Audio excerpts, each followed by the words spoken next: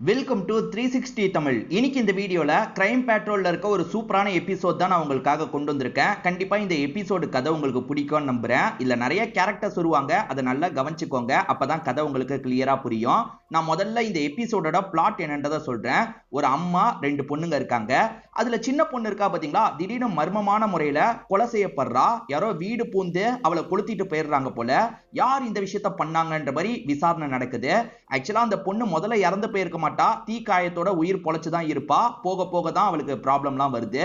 அவளை யார் இந்த மாதிரி பண்ணிருப்பான்ற மாதிரி போலீஸுங்க விசாரணை பண்றாங்கல்ல, நிறைய பேர் மேல சந்தேகம் வருது. உண்மையான குற்றவாளியை போலீஸுங்க கண்டுபிடிச்சாங்களா இல்லையான்னு சொல்றதுதான் மீதி கதை. கண்டிப்பா நீங்க எதிர்பார்க்காத நிறைய ட்விஸ்ட் அண்ட் டர்ன்ஸ் இந்த கதையில இருக்கும். உங்களுக்கு பிடிக்கும்னு நம்புறேன். எக்ஸ்பிளனேஷனுக்குள்ள போறதுக்கு முன்னாடி வீடியோ கூட லைக் போடுங்க. இந்த எக்ஸ்பிளனேஷன் பிடிச்சிருந்ததுன்னா ஐபன்ற ஆப்ஷனை கிளிக் பண்ணி சப்போர்ட் பண்ணுங்க. மேற்கொண்டு பேசி டைம் வேஸ்ட் பண்ணாம நம்ம நேரடியா எக்ஸ்பிளனேஷனுக்குள்ள போயிடலாம். எபிசோட ஸ்டார்டிங் சீனே பிரியான்ற ஒரு பொண்ணை காட்டுறாங்க. இந்த பொண்ணு புர்கா போட்ட மாதிரி வீடியோ ரெக்கார்ட் பண்ணிட்டு போயிட்டு இருக்காங்க. ஏன் எதுக்குன்றத உங்களுக்கு போக போக புரியும். இங்க சேஃப்டிலாம் எப்படி இருக்குன்றத செக் பண்றதுக்காக தான் வந்திருக்கேன். பசங்க ரொம்ப தப்பா நடந்துக்கிறாங்கன்ற மாதிரி இவங்க ரெக்கார்ட் பண்ணிக்கிட்டே வரும்போது தெரியாம ஒருத்தர் இடிச்சிடுறாரு. ஆக்சுவலா இடிச்ச நபரோட பேரு வசந்த் அப்படின்றது. வசந்த் தெரியாம இடிச்சதுக்காக மன்னிப்புலாம் கேட்கறாரு. அப்பதான் பிரியாவோட ஃபேஸை பார்த்து ஷாக் ஆயிடுறாரு. நீ என்ன பண்றன்னு கேட்கும் போது பிரியா அங்கிருந்து கிளம்பிடுறாங்க. இப்ப பிரியாவோட மாமாவை காட்டுறாங்க. இவர் ஒரு கடையை ரன் பண்ணிட்டு இருக்காரு. இங்க அசிஸ்டன்ட் மாதிரி ஒரு பையன் வேலை பார்க்கறான். இந்த வேலை பார்க்குற பையனோட பேரு கௌதம் அப்படின்றது. இப்ப இவர் கௌதம் கிட்ட பேசிட்டு இருக்கும் போது அந்த வசந்த் இந்த இடத்துக்கு வந்துடுறாரு. தந்த காசை இன்னும் திரும்பி தராம இருக்கீங்க, இந்த நிலைமையில உன்னோட அக்கா பொண்ணு புர்கா போட்டுட்டு அந்த இடத்துல சுத்திட்டு இருக்கா அப்படின்ற மாதிரி வசந்த் சொல்றாரு. மாமாவுமே கோவப்படுறாரு. அவ எதுக்காக புர்காலாம் போட போறா, நீ தேவையில்லாம ஏதாவது பேசாதன்னு சொல்லும் போது நான் எதுக்காக போய் சொல்லணும், அவ எதுக்காக வந்தான்னு தெரியாது, ஆனா புர்கா போட்ட மாதிரி தான் சுத்திட்டு இருந்தா அப்படின்ற மாதிரிலாம் இவர் கோவமா சொல்லிட்டு இருக்காரு. சோ கொடுக்கல் வாங்கல் பிரச்சனைக்காக இவங்க ரெண்டு பேருக்குள்ள சண்டை போயிட்டு இருக்கு. இப்ப பிரியான்ற பொண்ணோட அப்பாவை காட்டுறாங்க. அப்பா இறந்து போயிட்டாரு போல. அப்பா இறந்து போனதுல இருந்து அம்மா ரொம்ப கவலையில இருக்காங்க. நிறைய கடன் பிரச்சனையில மாட்டி விட்டுட்டு அப்பா போயிட்டாரு போல. அம்மா அழுதுட்டு இருக்காங்க. ஒரு ஸ்டேஜ்ல நானும் சாக போறேன்ற மாதிரிலாம் சொல்லிட்டு இருக்காங்க. இத கவனிச்ச பொண்ணு இருக்கால, என்னமா இப்படி பண்ணிட்டு இருக்கீங்க, நிறுத்துங்கம்மா நிறுத்துங்கம்மா அப்படின்ற மாதிரி அம்மாவை கண்ட்ரோல் பண்ணிட்டு இருக்கா. ஆக்சுவலா இவளுக்கு ஒரு அக்காவும் இருக்கா. அதாவது இந்த சின்ன பொண்ணை பொறுத்த வரைக்கும் ஒரு அக்காவும் இருக்கா. பிரியா என்ன சொல்றாங்கன்னா, அக்காவோட குழந்தையெல்லாம் பார்க்கணும்ன்ற ஆசை இல்லையாமா, இப்படிலாம் பண்ணாதீங்க அப்படின்ற மாதிரி அம்மாவை சமாதானப்படுத்திட்டு இருக்கா. ஒரு ஸ்டேஜ்ல மாமா இந்த இடத்துக்கு வந்துடுறாரு. ஆக்சுவலா அப்பா வந்து நிறைய கடன் பட்டிருக்காரு பாத்தீங்களா, மாமா தான் முடிஞ்ச அளவுக்கு அந்த கடன் எல்லாத்தையும் சமாளிச்சிட்டு இருக்காரு போல. ஆக்சுவலா கடையும் சரியா போல, அதுக்காக தான் நிறைய காசு வாங்கியிருக்காரு போல. என்னால எதுவுமே பண்ண முடியல, கஷ்டப்பட்டு சமாளிச்சிட்டு இருக்கேன் அப்படின்ற மாதிரிலாம் சொல்லிட்டு இருக்காரு. அப்பன்னு பார்த்து இந்த இடத்துக்கு யாரோ வராங்க. யாருன்னு பார்த்தா அக்காவோட ஹஸ்பண்ட் தான் வந்திருக்காரு. இவரோட பேரு விஷ்ணு அப்படின்றது. வந்த விஷ்ணு இருக்காருல, உன்னோட அக்கா மாலினி எங்க, இங்கதான் வந்தாளா அப்படின்ற மாதிரிலாம் கேட்கிறாரு. இங்கெல்லாம் வரலன்ற மாதிரி சொல்லும் போது கண்டிப்பா அப்ப அவங்க கூட தான் போயிருக்க வாய்ப்பு இருக்குன்னு மாமா பேசுறாரு. என்ன உளறிட்டு இருக்கீங்கன்ற மாதிரி இந்த பிரியா கோவப்படுறா. நான் உளறலாம் இல்ல, உன்னோட அக்கா இப்ப பிரெக்னன்ட்டா இருக்கால, அந்த பிரெக்னன்சிக்கு நான் காரணமே கிடையாது. ஏன்னா உன்னோட அக்கா வேற யார்கிட்டயும் நெருக்கமா போன்ல பேசினதை நான் கண்டுபிடிச்சேன். சண்டை ஏற்பட்டது. ஒரு ஸ்டேஜ்ல வீட்டை விட்டு அனுப்பி விட்டேன். இங்க வராம எங்க போயிருப்பா அப்படின்ற மாதிரிலாம் இவர் கேட்டுட்டு இருக்காரு. எங்க வீட்டு பொண்ணு அப்படிலாம் பண்ணிருக்க மாட்டான்னு மாமா சப்போர்ட் பண்றாரு. ஆனா இவர் இருக்கார்ல, அதாவது ஹஸ்பண்ட் இருக்கார்ல, கண்டிப்பா அவளுக்கு யார் கூடயோ பழக்கம் போயிட்டு இருக்கு, அதை சீக்கிரமே நான் ப்ரூவ் பண்ணுவேன், இதுக்கப்புறம் அவளை ஏத்துக்க மாட்டேன்ற மாதிரிலாம் இங்க இருந்து கிளம்புறாரு. என்ன இவர் இப்படி பேசிட்டு போறாரு அப்படின்ற மாதிரி வீட்டுல இருக்க எல்லாருமே இந்த இடத்துல வருத்தப்பட்டு இருக்காங்க. சரி, மாலினி எதுனாலும் வீட்டுக்கு தானே வரணும், எங்க போயிருப்பா அப்படின்ற மாதிரி இவங்களுக்குமே டவுட் வருது. மாலினிக்கு கால் பண்ணலாம்னு நினைக்கிறாங்க. மாலினி ஒரு இடத்துல உட்காந்துட்டு இருக்கும் போது தங்கச்சி கிட்ட இருந்து கால் வருது. அட்டன் பண்ணி பேச ஆரம்பிக்கிறாங்க. அக்கா நீ எங்க இருக்க, சீக்கிரமா வீட்டுக்கு வான்னும் போது என் ஹஸ்பண்டுக்கும் எனக்கும் திரும்பி சண்டை, நான் உங்க வீட்டுக்கு வரதுக்கு தயங்கிட்டு ஒரு இடத்துல உட்காந்துட்டு இருக்கேன்னு சொல்றாங்க. உடனே அக்காவை பார்க்கணுன்ற மாதிரி அம்மாவும் தங்கச்சியும் சேர்ந்த மாதிரி அந்த இடத்துக்கு வந்துடுறாங்க. நீ எதுக்குக்கா இந்த இடத்துக்கு வந்த, வீட்டுக்கு வந்திருக்கலாம்லன்னும் போது எத்தனை வாட்டி வீட்டுக்கு வருது, எனக்கு ஒரு மாதிரி கஷ்டமா இருந்ததுன்னு அக்கா சொல்றாங்க. அக்கா என்னதான் பிரச்சனைன்னு கேட்கும் போது அவர் சந்தேகப்பட்டு அடிக்கிறாரு அப்படின்ற மாதிரி இவங்களுமே ஃபீலிங்கா நடந்த விஷயத்தெல்லாம் சொல்லிட்டு இருக்காங்க. இப்ப அக்காவை சமாதான பத்தி வீட்டுக்கு கூட்டு வந்துட்டாங்க. அவர் சந்தேகப்பட்டு என்ன அடிச்சுக்கிட்டே இருக்காருன்ற மாதிரிலாம் அக்கா புலம்பிட்டு இருக்காங்க. அப்ப தங்கச்சி இருக்காங்கல்ல, நம்ம மாமாக்கு எதிராக ஸ்டேஷன்ல போய் கம்ப்ளைண்ட் பண்ணலான்ற மாதிரி சொல்றாங்க. ஆனா இதை கேட்கிற அம்மா கோவப்படுறாங்க. இல்ல இல்ல, எந்த பிரச்சனைனாலும் நம்மளே பேசிதான் சால்வ் பண்ணோம், கம்ப்ளைண்ட் பண்றதெல்லாம் சரியா இருக்காதுன்ற மாதிரி பொண்ணுங்களோட மனசை மாத்திடுறாங்க. இப்ப நைட்டு நேரம் இந்த தங்கச்சி பிரியா இருக்கல, எதையோ யோசிச்சுக்கிட்டே இருக்கா. அப்படி யோசிச்சுட்டு இருக்கவ படுத்துட்டு இருக்க அக்காவை ஒரு பார்வை பாக்குறா. எதுக்காக அக்காவை பாக்குறான்றது தெரியல. இப்ப அடுத்ததா அம்மா படுத்துட்டு இருக்காங்கல்ல, அம்மா கிட்ட பேசுற மாதிரி வரா. அம்மா நல்ல தூக்கத்துல இருக்காங்கல்ல, அதனால டிஸ்டர்ப் பண்ண வேணான்ற மாதிரி இவளுமே இங்க இருந்து கிளம்ப பாக்குறா. ஆனா இவ வந்துட்டு போனதா அம்மா கவனிச்சிடுறாங்க. என்னம்மா என்கிட்ட ஏதாவது சொல்லணுமான்னு கேட்கும் போது, ஆமாமா உங்ககிட்ட ஒரு விஷயத்த சொல்லணும், ஆனா இப்ப வேணாமா, எதுனாலும் நம்ம காலையில பேசிக்கலாம் அப்படின்ற மாதிரி இந்த பொண்ணு சொல்றா. சரி ஓகேன்ற மாதிரி அம்மாவும் ஏத்துக்கிறாங்க. அதாவது இந்த பிரியா ஏதோ சொல்றதுக்காக வந்திருப்பா, ஆனா மனசை மாத்திக்கிறா போல. நைட்டு நேரம் ஒரு மர்ம நபர் வீட்டுக்குள்ள எகிரி குதிச்சு வராரு. அவர்கிட்ட பெட்ரோல் கேன்லாம் இருக்கு. வந்தவர் இந்த வீட்டுல இருக்க யாரையோ கொளுத்தி விட்டுறாரு போல. இப்ப இந்த இடமே பதட்டமா மாறிடுது. இப்ப போலீஸுங்களுக்கு தகவல் கிடைச்சு வேகமா பக்கத்துல இருக்க ஒரு ஹாஸ்பிட்டலுக்கு தான் வராங்க. ஆக்சுவலா எரிக்கப்பட்டது யாருன்னு பாத்தீங்கன்னா அந்த சின்ன பொண்ணான பிரியா தான் எரிக்கப்பட்டிருக்காங்க. இன்னும் சாவுல உயிருக்கு போராடுற நிலைமையில இருக்காங்க போல. இந்த விஷயத்த அம்மாவாலையும் அக்காவாலையும் ஏத்துக்க முடியல. பயங்கரமா ஃபீல் பண்ணிட்டு இருக்காங்க. இப்ப வந்த இன்ஸ்பெக்டரும் என்ன ஏதுன்ற மாதிரிலாம் அந்த மாமா கிட்ட நடந்த விஷயத்தெல்லாம் கேட்டு தெரிஞ்சுக்கிறாரு. அந்த சமயம் வீட்டுல 3 லேடிஸுங்க மட்டும் தான் இருந்திருக்காங்க. அதுல ஒரு பொண்ணு கொளுத்தப்பட்டிருக்கிறது தெரிய வருது. இப்ப டாக்டர் வெளியே வந்தோன்னா அந்த பொண்ணோட கண்டிஷனை பத்தி விசாரிக்கிறாங்க. அந்த பொண்ணு இன்னும் கிரிட்டிக்கல் கண்டிஷன்ல இருக்கிறதா டாக்டர் சொல்றாரு. பேசலாம் முடியாதுன்னு சொல்றாரு. இப்ப அக்காக்கு கொஞ்சம் வலி மாதிரி வந்துருது போல. இப்ப அக்காக்கு என்ன ஏதுன்ற மாதிரிலாம் பார்த்துட்டு இருக்காங்க. பிரசவ வலி வரல, நார்மலா வயிறு வலிச்சிருக்கு போல. இப்ப போலீஸுங்க இவங்களுக்குள்ள என்ன ஆயிருக்க வாய்ப்பு இருக்குன்ற மாதிரிலாம் யோசிச்சுட்டு இருக்காங்க. அந்த பிரியான்ற பொண்ணு ரூம்ல படுத்து தூங்கிட்டு இருக்கும் போது யாரோ உள்ள நுழைஞ்சிருக்காங்க. அந்த பொண்ணு தூக்கத்துல இருக்கும் போதே கொளுத்தி விட்டுருக்காங்கன்றது இவங்களுக்கு தெரிய வருது. ஆக்சுவலா ஒருத்தன் கேனோட நுழைஞ்ச மாதிரி நமக்கு காமிச்சாங்க பாத்தீங்களா, அந்த கேன் கூட இங்க தான் இருக்கு. கேனை கூட இங்கே தான் போட்டு போயிருக்கிறது தெரிய வருது. வீட்டுல 3 லேடிஸ் மட்டும் தான் இருக்காங்க. நம்ம உள்ள போனா இந்த விஷயத்த பண்ணிரலாம்னு தெரிஞ்சு ஒருத்தன் வந்து பண்ணிருக்கான். கண்டிப்பா இவங்களுக்கு நெருக்கமான ஒருத்தன் தான் இதுல சம்பந்தப்பட்டிருக்க வாய்ப்பு இருக்கு. யாரு என்னன்றதை சீக்கிரமா கண்டுபிடிக்கணும்ன்ற மாதிரி இன்ஸ்பெக்டர் சொல்லிட்டாரு. முதல்ல அந்த அக்காவை கூப்பிட்டு பேசலாம்னு நினைக்கிறாரு. அக்கா ஓரளவுக்கு இப்ப சரியாயிட்டாங்கல்ல, அதனால இவரை பார்த்து பேசுறதுக்காக வந்திருக்காங்க. அக்காவை பொறுத்த வரைக்கும் யார் இதை பண்ணிருப்பான்னு எனக்கு தெரியும் சார். ஆக்சுவலா என் தங்கச்சி மேல கோவப்பட்டு இது நடந்திருக்க வாய்ப்பு இல்ல, என் மேல கோவப்பட்டு நடந்திருக்க தான் வாய்ப்பு இருக்குன்னு சொல்றாங்க. என்ன சொல்றீங்க, தெளிவா சொல்லுங்கன்னு இன்ஸ்பெக்டர் கேட்கும்போது, எனக்கும் என்னோட ஹஸ்பண்டுக்கும் சண்டை சார், என் மேல சந்தேகப்பட்டுக்கிட்டே இருந்தாரு, ரொம்ப கோவத்துல இருந்தாரு, அவரு கூட வந்து இந்த விஷயத்த பண்ணிருக்க வாய்ப்பு இருக்குன்னு சொல்றாங்க. எப்பவுமே அந்த ரூம்ல தான் இவங்க படுப்பாங்க போல, இன்னைக்கு தங்கச்சி படுத்திருப்பா, நானும் நினைச்சு என் தங்கச்சியை கொளுத்திட்டாரு போல அப்படின்ற மாதிரிலாம் அக்கா சொல்றாங்க. அப்படி இருக்குமா, இல்ல தங்கச்சி தான் கொல்றதுக்காக அவன் வந்திருப்பானா அப்படின்ற மாதிரி இவங்க யோசிச்சுட்டு இருக்காங்க. சரி, அந்த ஹஸ்பண்ட் விஷ்ணுவை பிடிக்கலான்னு பார்த்தா விஷ்ணு வீட்டுல இல்ல, கதவை சாத்திட்டு எங்கேயோ போயிருக்காரு அப்படின்றது தெரிய வருது. அப்போ ஒருவேளை விஷ்ணு இதுல சம்பந்தப்பட்டிருப்பானா, அவன் எங்க இருக்கான்றதை சீக்கிரமா கண்டுபிடிங்க அப்படின்ற மாதிரி இன்ஸ்பெக்டருமே ஆளுங்க கிட்ட சொல்றாரு. ஆக்சுவலா அந்த வீட்டுல ஒரு என்ட்ரி பாஸ் உங்களுக்கு கிடைச்சிருக்கும். ஒரு அபார்ட்மெண்ட்டுக்கு போறதுக்கான என்ட்ரி பாஸ் கிடைச்சிருக்கும். இது இந்த கடை சம்பந்தப்பட்ட என்ட்ரி பாஸ்ன்றது தெரிய வருது. அதாவது இந்த கடை சார்பா ஒரு அபார்ட்மெண்ட்டுக்குள்ள போறதுக்கான கார்டா இருக்கும். இது உங்க கார்டான்னு மாமா கிட்ட விசாரிக்கும் போது, சார் என்கிட்ட அந்த கார்டு இருக்காது, கடையில வேலை பார்க்குற கௌதம் தான் அந்த பாஸை வச்சிருப்பான், அவனோட பாஸா இருக்க தான் வாய்ப்பு இருக்குன்ற மாதிரி சொல்லிட்டாரு. அப்ப கௌதம் கிட்ட தான் இந்த பாஸ் இருக்குன்னா கௌதம் இதுல சம்பந்தப்பட்டிருப்பானான்ற ஆங்கிள் கௌதம் இந்த இடத்துக்கு வர வச்சு விசாரிக்க ஆரம்பிக்கிறாங்க. எப்படி உன் பாஸ் அந்த இடத்துக்கு போச்சுன்னு கேக்குறாங்க. சரி எப்படின்னு எனக்கு தெரியலன்ற மாதிரி சொல்றான். நீ தான் எகிரி குதிச்சு போயிருக்க, இந்த விஷயத்த பண்ணிருக்க, ஒழுங்கா ஒத்துக்கோன்னு கேட்கும்போது, சத்தியமா இல்ல சார், நான் எதுக்காக இந்த விஷயத்த பண்ணோன்னு கேட்கும்போது, ஒருவேளை விஷ்ணு காசு கொடுத்து இந்த விஷயத்த பண்ண சொல்லிருக்கலாம், நீயும் காசுக்கு ஆசைப்பட்டு இப்படி பண்ணிருக்கலாம்ன்ற மாதிரி இன்ஸ்பெக்டர் சொல்றாரு. இவன் இல்லன்ற மாதிரி சொல்றான். அப்புறம் எப்படி பாஸ் போச்சுன்னு கேட்கும்போது, சரி இப்படி இருக்கலாம்ன்ற மாதிரி இவனுமே ஒரு விஷயத்த சொல்றான். அது என்னன்னா, கணக்கு வழக்கெல்லாம் நான் பார்க்கணும்ன்ற மாதிரி பிரியா கேட்டிருப்பாங்க. இவன் கணக்கு வழக்கு புக்கெல்லாம் தரதுக்காக வந்திருப்பான். அப்படி நான் தந்துட்டு கிளம்பும் போது கூட கார்டு அங்க மிஸ் ஆயிருக்கலாம் அப்படின்ற மாதிரிலாம் சொல்றான். அம்மாக்கு நைட்டு நடந்தது கனவு மாதிரி வருது போல. சட்டுன்னு கனவுல இருந்து முழிக்கிறாங்க, கத்தலாம் ஆரம்பிக்கிறாங்க. அம்மா ஒன்னும் இல்லன்ற மாதிரி இந்த மூத்த பொண்ணு தான் சமாதானப்படுத்திட்டு இருக்காங்க. இப்ப அம்மாவும் ஒரு விஷயத்த சொல்ல ஆரம்பிக்கிறாங்க. அது என்னன்னா, நைட்டு நேரம் பிரியா என்கிட்ட ஏதோ சொல்றதுக்காக வந்தா, நான் அப்பயே கேட்டிருக்கணும், கேட்காம விட்டுட்டேன் அப்படின்ற மாதிரிலாம் புலம்பிட்டு இருக்காங்க. இப்ப பிரியா சம்பந்தப்பட்ட ஒரு பிளாஷ்பேக்கை நமக்கு காட்டுறாங்க. பிரியாவும் அத்தையும் சேர்ந்த மாதிரி ஒரு இடத்துல இருந்து வந்துட்டு இருக்காங்க. அத்தைக்கு டான்ஸ் ஆடுறதுனா ரொம்ப பிடிக்கும், மாமா ஆட விட மாட்டாரு. இவங்க அத்தைய சாமர்த்தியமா ஒரு இடத்துக்கு கூட்டு போய் டான்ஸ் பிராக்டிஸ்லாம் எடுக்க வச்சிருக்காங்க போல. அதை பத்தி இவங்க 2 பேர் பேசிக்கிட்டே வந்துட்டு இருக்காங்க. பிரசன்ட்ல இந்த அத்தை உயிரோட இருக்காங்களா என்னன்னு தெரியல, பாஸ்ட்ல நடந்த விஷயத்த காட்டுறாங்க. இப்ப மாலினியோட ஹஸ்பண்டான விஷ்ணு ஒரு இடத்துல பதுங்கி இருக்காரு. அந்த விஷ்ணு எங்கன்ற மாதிரி போலீஸுங்க தேடிட்டு தான் இருக்காங்க. ஆனா இப்போதைக்கு இவங்களால கண்டுபிடிக்க முடியல. வேற யார் மேல சந்தேகப்படலாம் நினைக்கும் போது மாமா மேலேயே இவங்களுக்கு லைட்டா சந்தேகம் வருது. ஏன்னா அப்பா இறந்து போனதுக்கு அப்புறம் மாமா தான் இவங்களை பாத்துக்கிறாரு. ஒருவேளை மாமாக்கு ஏதாவது கோபம் இருந்து மாமா கூட இப்படி பண்ணிருக்கலாமான்ற ஆங்கிள் யோசிச்சுட்டு இருக்காங்க. சரி மாமாவை பத்தி பேசி பார்ப்போம், அவங்களோட கடையை பத்தி பேசி பார்ப்போன்ற மாதிரி மாலினியை வர வச்சு இன்ஸ்பெக்டரும் பேச ஆரம்பிக்கிறாரு. ஏதோ கணக்கு புக்கெல்லாம் வாங்கி பார்த்தாங்களாமே, கணக்குல ஏதாவது சந்தேகம் வந்ததான்னு கேட்கும்போது இவங்களுமே ஒரு விஷயத்த சொல்றாங்க. பிரியா கணக்கு புக்கெல்லாம் வாங்கினாங்கல்ல, அதுல இருக்கிற எல்லா விஷயத்தையும் டேலி பண்ணி பார்த்துட்டு இருக்காங்க.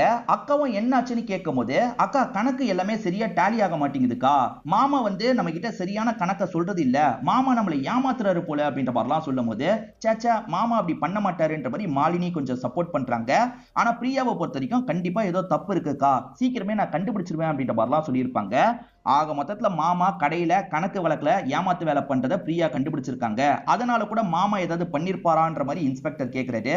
சார் அந்த மாதிரிலாம் எனக்கு தோணல சார், கண்டிப்பா என்னோட ஹஸ்பண்ட் விஷ்ணு தான் பண்ணிருக்க வாய்ப்பு இருக்குன்ற மாதிரி சொல்றாங்க.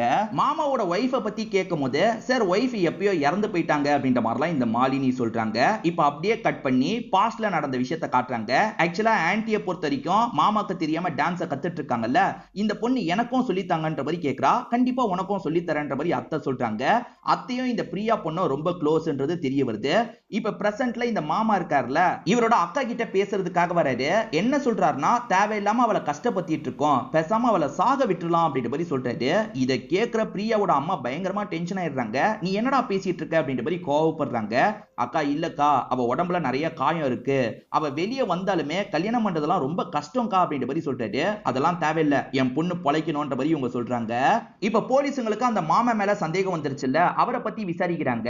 அவர் கணக்கு வழக்குல ஏதாவது ஏமாத்தி பிரியா கண்டுபிடிச்சதுனால போட்டு தள்ளியிருப்பாரா அப்படின்ற மாதிரிலாம் யோசிச்சுட்டு இருக்காங்க. அப்பதான் மாமாவோட பாஸ்ட பத்தி தெரிய வருது.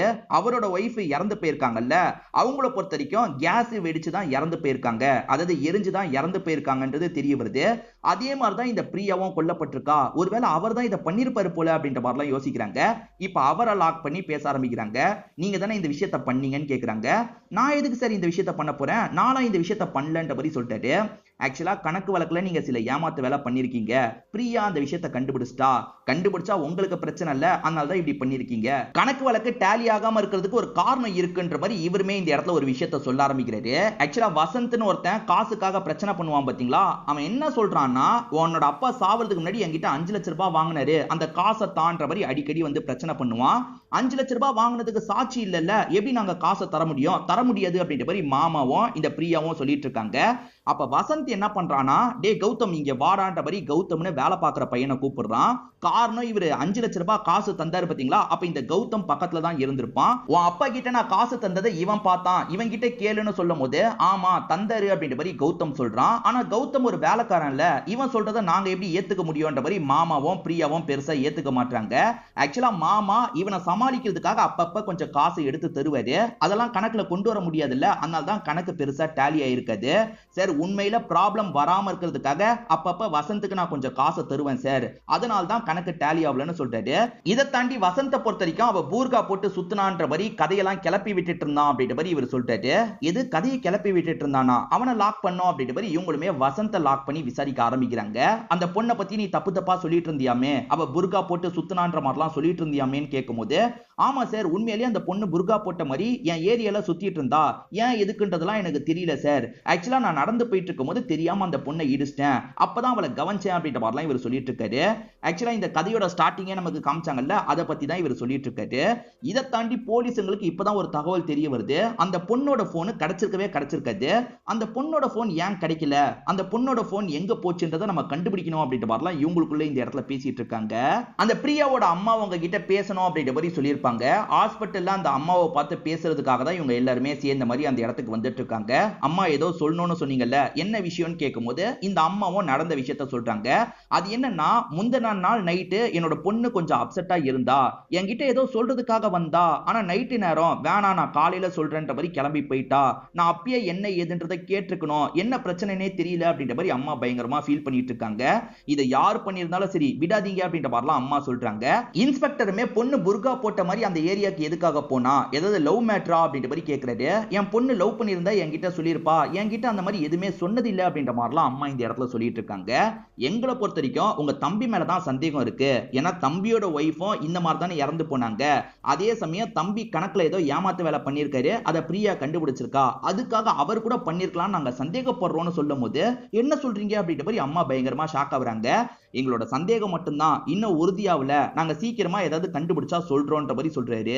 இப்போ ஒரு வருஷத்துக்கு முன்னாடி நடந்த விஷயத்தை காட்டுறாங்க. அத்தை கிட்ட டான்ஸ சொல்லி தர சொல்லி பிரியா கேட்டால, அத்தையும் சொல்லி தந்துட்டு இருக்காங்க. அப்பன்னு பார்த்து ஹஸ்பண்ட் வந்துடுறாரு. இவங்க டான்ஸ் ஆடுறத கவனிச்சிடுறாரு. இந்த டான்ஸ் கீன்ஸ் எல்லாம் வேணான்னு உங்ககிட்ட எத்தனை வாட்டி சொல்றது, நீ கேட்க மாட்டியான்ற மாதிரி வைஃபை போட்டு அடிக்கிறாரு. இந்த பிரியா தான் தடுத்துட்டு இருக்கா. பிரியா இல்ல நீ சம்பந்தப்படாத கிளம்புன்ற மாதிரி அனுப்பி வச்சிருப்பாரு. அதுக்கப்புறம் வைஃபை போட்டு அடிச்சிருப்பாரு. சோ வைஃபை இவர் வேணும்ட்டே சாவடிச்சாரா இல்ல ஆக்சிடென்டான்றது தெரியல. இதை தாண்டி இவங்க விஷ்ணுன்னு ஒருத்தனை மாங்குன்னு தேடிட்டு இருக்காங்கல்ல, அந்த விஷ்ணுவே போலீஸ பார்த்து பேசுறதுக்காக இந்த இடத்துக்கு வந்துடுறான். என்னடா இதுக்கு மேல தப்பிச்சு ஒளிய முடியாதுன்றதுக்காக நீயே வந்துட்டியா, நீ தானே இந்த விஷயத்த பண்ணன்னு கேட்கும் போது, சார் சத்தியமா நான் இந்த விஷயத்த பண்ணல, நான் ஒளிஞ்சதுக்கு காரணம் என்ன தெரியுமா, இதையே சாக்க வச்சு என்னோட ஒய்ஃப் என்ன மாட்ட வச்சிருவான்ற மாதிரி நான் யோசிச்சேன். அதனால தான் நான் இவ்வளவு நாள் தலைமறைவா இருந்தேன் சார். ஆக்சுவலா என்னோட ஒய்ஃபுக்கு வேற யார் கூடயோ பழக்கம் இருக்கு, போன்ல யார்கிட்டயோ பேசினதை நான் ஒட்டி கேட்டேன் சார், அதனால தான் அவன் மேல எனக்கு சந்தேகம் வந்தது சார் அப்படின்ற மாதிரிலாம் சொல்றாரு. சந்தேகப்பட்டு கொல்றதுக்காக போயிருக்க, உன் ஒய்ஃபை கொல்றதுக்கு பதிலா பிரியாவை எரிச்சிட்ட அப்படிதானேன்னு கேட்கும் போது, சார் நான் கோவப்பட்டது உண்மைதான், ஆனா நான் கொளுத்துற அளவுக்குலாம் போக மாட்டேன் சார், டைவர்ஸ் பண்ணலாம் தான் நினைச்சேன்ற மாதிரிலாம் விஷ்ணு சொல்றான். சரி போன்ற மாதிரி விஷ்ணு அனுப்பி வச்சிடுறாங்க. இன்னமும் கௌதமை இவங்க கஸ்டடியில தான் வச்சிருக்காங்க. இன்னமும் இவங்களுக்கு பிரியாவோட போன் கிடைக்கல. ஆனா பிரியாவை பொறுத்த வரைக்கும் அவளுக்கு நடக்கிற எல்லா விஷயத்தையும் வீடியோ மாதிரி ரெக்கார்ட் பண்ணிப்பா போல. சிலர் டைரியில எழுதுவாங்கல்ல, அந்த மாதிரி ரெக்கார்ட் பண்ணிப்பா போல. அந்த மாதிரி ரெக்கார்ட் பண்றவ அவளுக்கு எந்த கஷ்டமா இருந்தாலும் அதுல ரெக்கார்ட் பண்ணிருக்க வாய்ப்பு இருக்கு. சோ அதுல ரெக்கார்ட் பண்ண வீடியோ வேணும்ன்றதுக்காக போனை எவனாவது எடுத்துட்டு போய் டேமேஜ் பண்ணிருக்க கூட வாய்ப்பு இருக்குன்ற மாதிரி யோசிக்கிறாங்க. அதே மாதிரி அந்த பொண்ணு அவளுக்கு நடந்த எல்லாத்தையும் ரெக்கார்ட் பண்ற மாதிரி நமக்கும் காமிச்சிட்டு இருக்காங்க. போலீஸுங்க டிஸ்கஸ் பண்ணும்போது நமக்கும் காமிச்சிட்டு இருக்காங்க. இப்பதான் இவங்களுக்கு ஒரு தகவல் தெரிய வருது. அதாவது கௌதம்னு ஒருத்தனை கஸ்டடியில வச்சிருந்தாங்கல்ல, அவனுக்கான பெயில வாங்கி யாரோ கூட்டு போயிருக்காங்க. ஒரு பெரிய லாயர் வந்து கூட்டு போயிருக்காரு. அந்த லாயருக்கு காசெல்லாம் யார் தந்திருப்பா, இவனை போய் யார் அவ்வளவு செலவு பண்ணி காப்பாத்திருப்பா அப்படின்ற மாதிரிலாம் இவங்க பேசிட்டு இருக்கும் போது லேடி அசிஸ்டன்ட் ஒரு தகவலோட வராங்க. அது என்னன்னா, அவளோட போன் இருக்கு பாத்தீங்களா, அந்த போன்ல வேற யாரோ சிம்ம போட்டிருக்கிறது தெரிய வருது. இப்ப ஆக்டிவா காட்டுது போல. உடனே அந்த லொகேஷனுக்கு போனோன்ற மாதிரி இன்ஸ்பெக்டர் சொல்லிட்டாரு. இவங்களும் வேகமா டிராவல் பண்ணி வராங்க. அது ஒரு போன் கடையா இருக்கும்.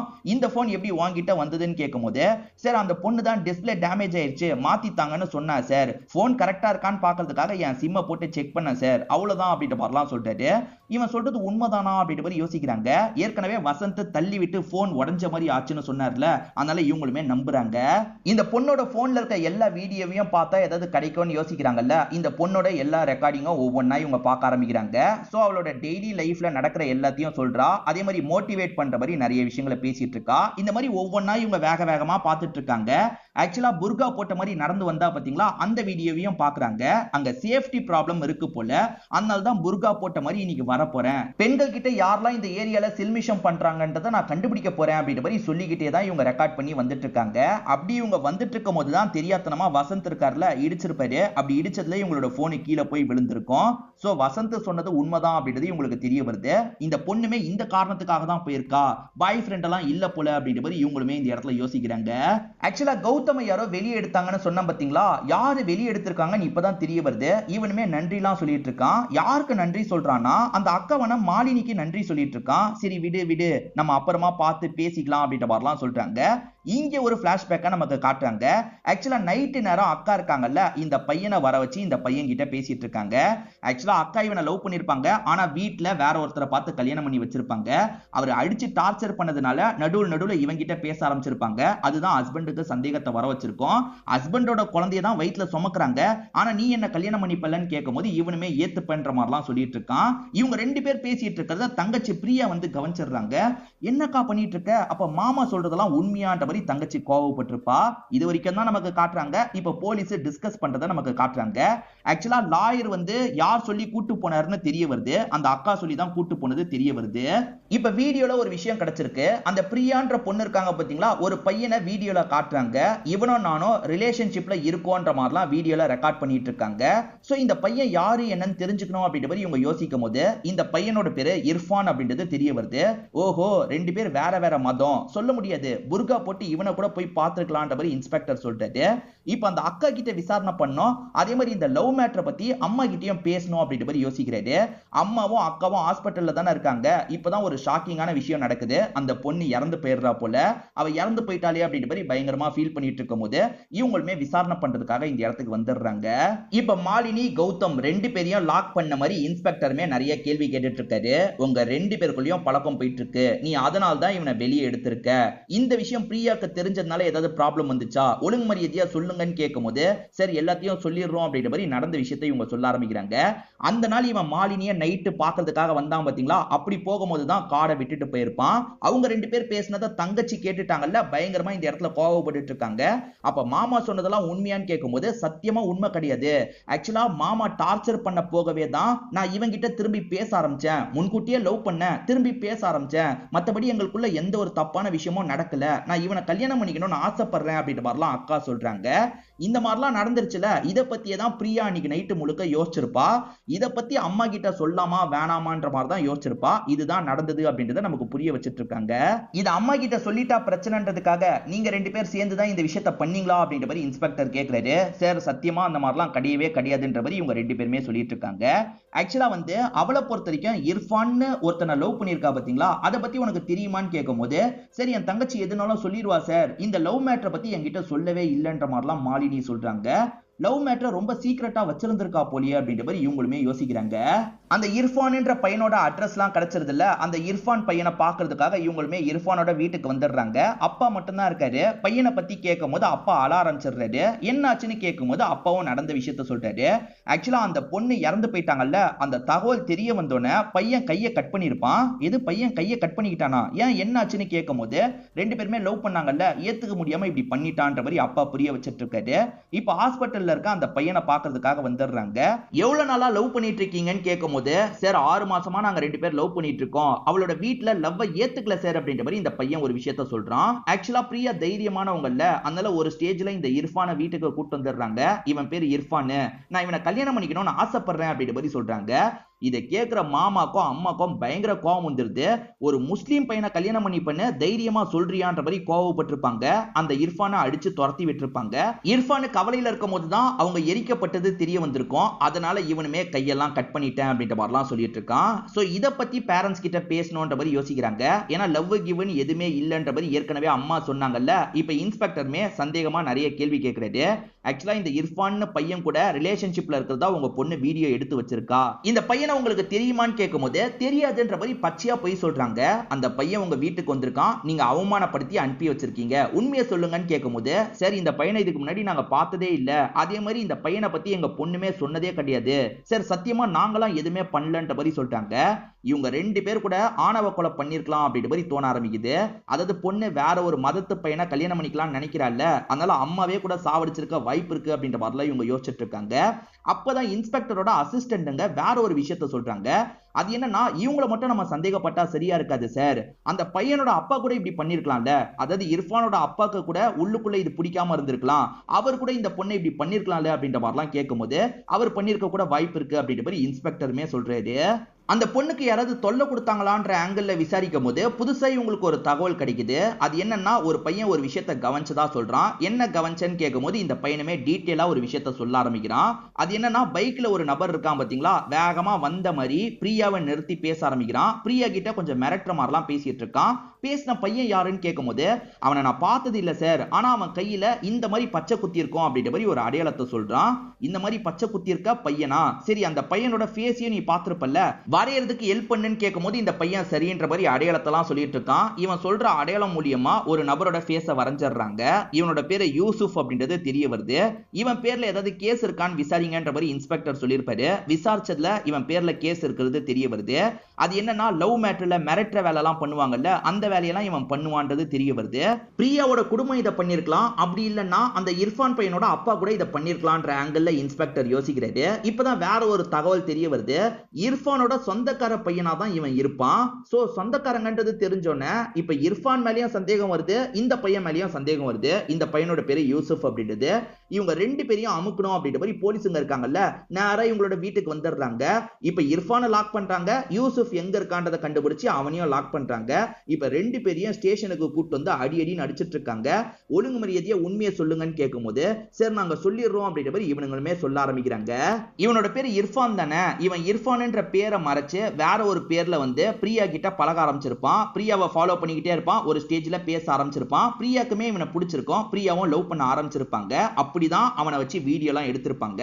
ஆனா அதுக்கப்புறம் தான் இவன் உண்மையான பேரை மறைச்சு பழகி இருக்கான்றது தெரிய வருது. இதனால பயங்கரமா கோவப்பட்டிருப்பாங்க.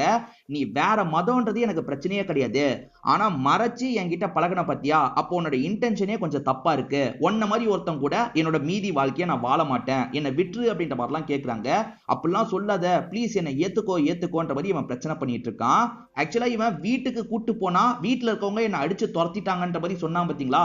ஆக்சுவலா இந்த பொண்ணு வீட்டுக்கெல்லாம் கூட்டு போயிருக்க மாட்டா. இவன் வேற மதத்தை சேர்ந்தவன் விட்டுருப்பா. ஆனா இவன் வீட்டுக்கு கூட்டு போனா என்ன அடிச்சாங்கன்ற மாதிரி பொய் தான் சொல்லியிருப்பான்.